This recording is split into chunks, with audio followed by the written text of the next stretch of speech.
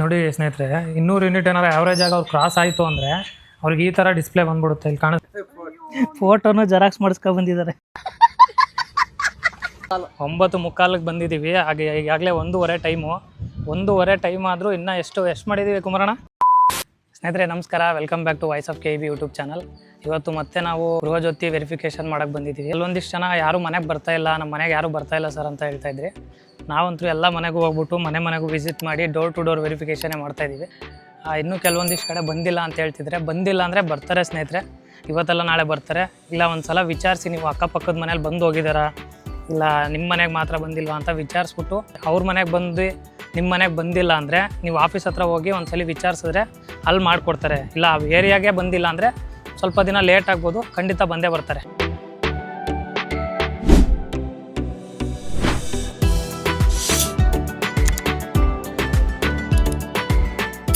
ಅಂದರೆ ನೀವು ನೋಡ್ತಿರ್ಬೋದು, ಪ್ರತಿಯೊಂದು ಮನೆಗೂ ಡೋರ್ ಟು ಡೋರ್ ವೆರಿಫಿಕೇಷನ್ನೇ ಮಾಡ್ತಾ ಇರೋದು. ಸದ್ಯಕ್ಕೆ ನಾವಂತೂ ಯಾರೋ ಮಾಡ್ತಿಲ್ಲ, ಮನೆ ಹತ್ರ ಬರ್ತಾ ಇಲ್ಲ ಅಂತಂದರೆ ಕೆಲವೊಂದಿಷ್ಟು ಗ್ರಾಮೀಣ ಪ್ರದೇಶದಲ್ಲಿ ಬರದೇ ಇರ್ಬೋದು. ಎಲ್ಲ ಒಂದೇ ಹತ್ರ ಕುತ್ಕೊಂಡು ಮಾಡಿದ್ರೆ ಈಸಿ ಆಗುತ್ತೆ ಅನ್ನೋ ಉದ್ದೇಶದಿಂದ ಆ ಥರ ಮಾಡಿರ್ತಾರೆ.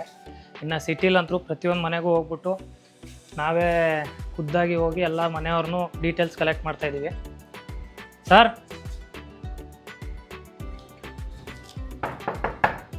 ಸರ್ ಅದು ವೋಟರ್ ಐ ಡಿ ಎಲ್ಲ ಬನ್ನಿ. ನೋಡ್ತಿರ್ಬೋದು, ಎಲ್ಲ ಮನೆಯವ್ರನ್ನೂ ನಾವೇ ಕರೆದು ನಾವೇ ಮಾಡ್ತಾಯಿದ್ದೀವಿ. ಇನ್ನೂ ಕೆಲವೊಂದಿಷ್ಟು ಜನಕ್ಕೆ ನಾವು ಎಷ್ಟೇ ಈ ಡಾಕ್ಯುಮೆಂಟ್ಸ್ ಎಲ್ಲ ಎತ್ತಿಟ್ಟಿರಿ ಅಂತ ಹೇಳಿದ್ರು ಎತ್ತಿಟ್ಟಿರಲ್ಲ. ಆದರೆ ಕೆಲವೊಂದಿಷ್ಟು ಜನ ಮಾತ್ರ ನಾವು ಬರೋಕ್ಕೂ ಮುಂಚೆನೇ ನೀವು ಇಲ್ಲಿ ನೋಡ್ತಿರ್ಬೋದು, ಈ ಥರ ಅವರು ಡಾಕ್ಯುಮೆಂಟ್ಸ್ನೆಲ್ಲ ರೆಡಿ ಮಾಡಿ ಇಟ್ಕೊಂಡಿದ್ದಾರೆ. ಈ ಥರ ಇಟ್ಟರೆ ನಮಗೂ ಒಂದು ಸ್ವಲ್ಪ ಈಸಿ ಆಗುತ್ತೆ, ಹೆಲ್ಪ್ ಆಗುತ್ತೆ ಬಂದ ತಕ್ಷಣ ಮಾಡೋಕ್ಕೆ. ನಾವು ಬಂದಾಗ ನೀವು ಮತ್ತೆ ಹೋಗ್ಬಿಟ್ಟು ನೀವು ಡಾಕ್ಯುಮೆಂಟ್ಸ್ ಹುಡ್ಕೋದು, ವೋಟರ್ ಐ ಡಿ ಹುಡ್ಕೋದು, ಫೋಟೋ ಹುಡ್ಕೋದು ಮಾಡಿದ್ರೆ ನಮಗೂ ಬಂದಾಗ ವೆರಿಫಿಕೇಷನ್ ಮಾಡೋಕ್ಕೆ ಲೇಟ್ ಆಗುತ್ತೆ. ಅದರಿಂದ ಮುಂದೆ ಬೇರೆ ಮನೆ ಮಾಡೋಕ್ಕೂ ಲೇಟ್ ಆಗುತ್ತೆ.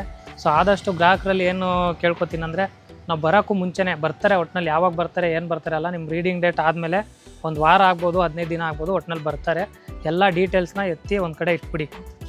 ಎಲ್ಲ ಡೀಟೇಲ್ಸ್ನು ಕಲೆಕ್ಟ್ ಮಾಡಿ ಇಟ್ಟಿದ್ರೆ ಅವ್ರು ಬಂದಾಗ ಹುಡ್ಕೋ ತಾಪತ್ರೆ ಇರಲ್ಲ. ಆದಷ್ಟು ಎಲ್ಲ ನೀವು ಡೀಟೇಲ್ಸ್ನ ಎತ್ತಿಡೋಕ್ಕೆ ಟ್ರೈ ಮಾಡಿ ಸ್ನೇಹಿತರೆ.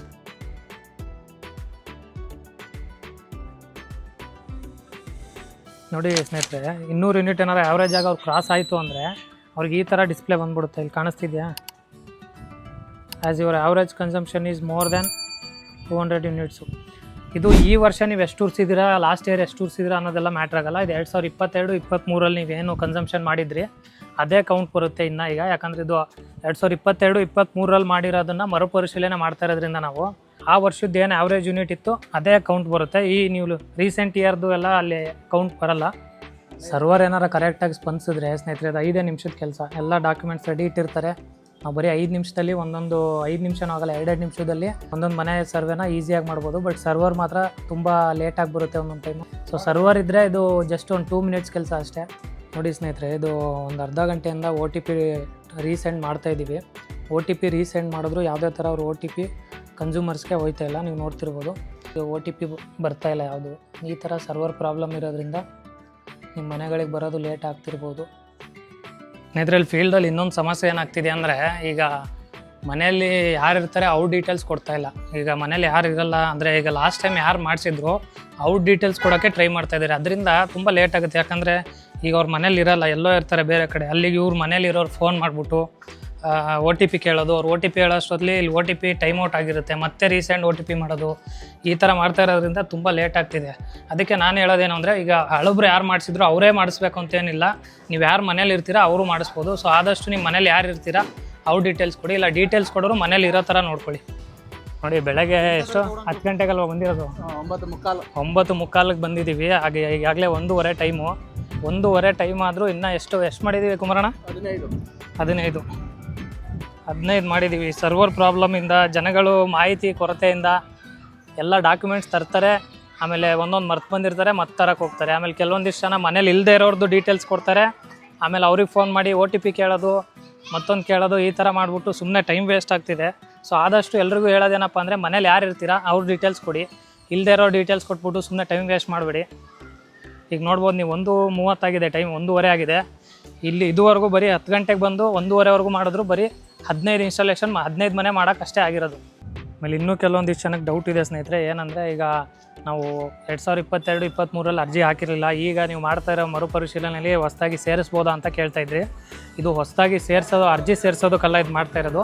2022-23 ಯಾರು ಅರ್ಜಿ ಹಾಕಿದ್ರು ಫಲಾನುಭವಿಗಳು ಅವ್ರದನ್ನು ಮರುಪರಿಶೀಲನೆ ಮಾಡ್ತಾ ಇರೋದ್ರಿಂದ ಅವ್ರದನ್ನು ಮಾತ್ರ ಈಗ ಡಾಕ್ಯುಮೆಂಟ್ ವೆರಿಫಿಕೇಷನ್ ಮಾಡ್ತಾಯಿದ್ದೀವಿ. ಹೊಸದಾಗಿ ಅರ್ಜಿ ಹಾಕಬೇಕು ಅಂದರೆ ಅದಕ್ಕಿನ್ನ ಸೇವಾ ಸಿಂಧು ಪೋರ್ಟಲ್ ಬಿಟ್ಟಿಲ್ಲ, ಅದನ್ನು ಈಗ ಸದ್ಯಕ್ಕೆ ಟೆಂಪ್ರವರಿಲಿ ಕ್ಲೋಸ್ ಅಂತ ಬರ್ತಾಯಿದೆ. ಇದು ವೆರಿಫಿಕೇಷನ್ ಪ್ರೋಸೆಸ್ ಎಲ್ಲ ಮುಗಿದ್ಮೇಲೆ ನೀವು ಹೊಸದಾಗಿ ಅರ್ಜಿ ಹಾಕೋಕ್ಕೆ ಸರ್ವರ್ ಓಪನ್ ಆಗುತ್ತೆ, ಆವಾಗ ನೀವು ಹಾಕೋಬೋದು. ಅರ್ಜಿ ಮರುಪರಿಶೀಲನಾ ಪ್ರೋಸೆಸ್ಗೆ ಕೆಲವೊಂದಿಷ್ಟು ಜನ ದುಡ್ಡು ಇಸ್ಕೊತಿದ್ದಾರೆ ಅಂತೆಲ್ಲ ಕಮೆಂಟ್ ನೋಡಿದೆ.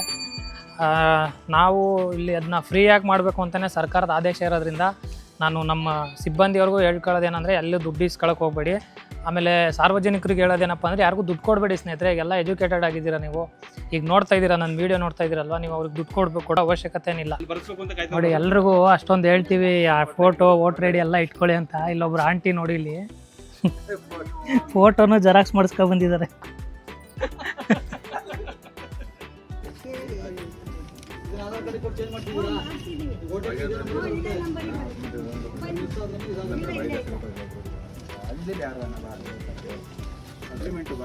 ಸರ್ವೆ ಮಾಡೋಕೆ 9 ಗಂಟೆಗೆ ಬಂದಿರೋರು. ಈಗ ನೋಡ್ತಿರ್ಬೋದು ನೀವು ಟೈಮು ಎಷ್ಟಾಯ್ತು ಅಂದರೆ 6 ಗಂಟೆ ಆಯಿತು. ಇನ್ನೂ ಮಾಡ್ತಾನೆ ಇದ್ದೀವಿ. ಮಳೆ ಬಂದರೂ ಮಾಡ್ತಾಯಿದ್ದೀವಿ. ಕೆಲವೊಂದಿಷ್ಟು ಜನ ಬಂದಿಲ್ಲ ನಮ್ಮ ಮನೆಗೆ ಅಂತ ಹೇಳ್ತಿದ್ದಾರೆ. ಎಷ್ಟೊತ್ತಾದರೂ ಬಂದೇ ಬರ್ತಾರೆ. ಇವತ್ತೆಲ್ಲ ನಾಳೆ ಅಲ್ಲ ನಾಡಿದ್ದೆಲ್ಲ ಬಂದೇ ಬರ್ತಾರೆ. ಸೊ ಎಲ್ಲ ನೀವು ಮನೆಯಲ್ಲೇ ಇದ್ಬಿಟ್ಟು ಡಾಕ್ಯುಮೆಂಟ್ಸ್ನ ರೆಡಿ ಮಾಡಿ ಇಟ್ಕೊಂಡಿರಿ. ನೋಡಿ ಈ ಥರ ಎಲ್ಲ ರೆಡಿ ಮಾಡಿ ಇಟ್ಕೊಂಡ್ರೆ ನಮಗೂ ಬಂದಾಗ ಈಸಿ ಆಗುತ್ತೆ. ಹಾಂ, ಕರ್ನಾಟಕ ರಾಜ್ಯ ಸರ್ಕಾರದಿಂದ KEB ವತಿಯಿಂದ ಗೃಹ ಜ್ಯೋತಿ ಆರೋಗ್ಯ ಯೋಜನೆ ಮಾಡ್ತಾ ಇದ್ದಾರೆ. 2 ತಿಂಗಳು ಅವಧಿಯಲ್ಲಿ ಮಾಡ್ತಾ ಇದ್ದಾರೆ. ಜಾಸ್ತಿ ಆದರೆ ಇನ್ನೂ 1 ತಿಂಗಳು ಎಕ್ಸ್ಟೆಂಡ್ ಮಾಡ್ಬೋದು. ದಯವಿಟ್ಟು ಎಲ್ಲ ಸಾರ್ವಜನಿಕರು ಈ ಕಾರ್ಯಕ್ರಮಕ್ಕೆ ಸಹಕರಿಸಿ ನಿಮ್ಮ ಮನೆಯಲ್ಲಿರುವಂಥ ಗೃಹ ಜ್ಯೋತಿ ಭಾಗ್ಯವನ್ನು ನೀವು ಪಡ್ಕೊಳ್ಳಿ. ಜೊತೆಗೆ KEBಯ ಎಲ್ಲ ಸಿಬ್ಬಂದಿಗಳಿಗೂ ನಾವು ಧನ್ಯವಾದಗಳು ಹೇಳ್ತೀವಿ. ಜೊತೆಗೆ ಅವ್ರಿಗೂ ಕೂಡ ಸಹಕರಿಸಿದ್ರೆ ನಿಮ್ಮ ಕೆಲಸವನ್ನು ಈಸಿಯಾಗಿ ಮಾಡಿಕೊಡ್ತಾರೆ. ನಿಮ್ಮ ಡಾಕ್ಯುಮೆಂಟ್ಗಳನ್ನ, ನಿಮ್ಮ ದಾಖಲೆಗಳೇನಿದೆಯಲ್ಲ, ವೋಟರ್ ಕಾರ್ಡು ಮತ್ತು ರೇಷನ್ ಕಾರ್ಡು ಮತ್ತು ನಿಮ್ಮ ಆಧಾರ್ ಲಿಂಕ್ ಇರುವಂಥ ಫೋನ್ ನಂಬರ್ನ ಇಟ್ಕೊಂಡ್ರೆ ಅದು OTP ಕೊಟ್ಟರೆ ಅವ್ರು ನೀಟಾಗೆ ನಿಮ್ಮ ಒಂದು ಗೃಹ ಜ್ಯೋತಿ ಕನೆಕ್ಟನ್ನು ಮಾಡಿಕೊಡ್ತಾರೆ. ಎಲ್ಲರಿಗೂ ಧನ್ಯವಾದಗಳು. Thank you aunty.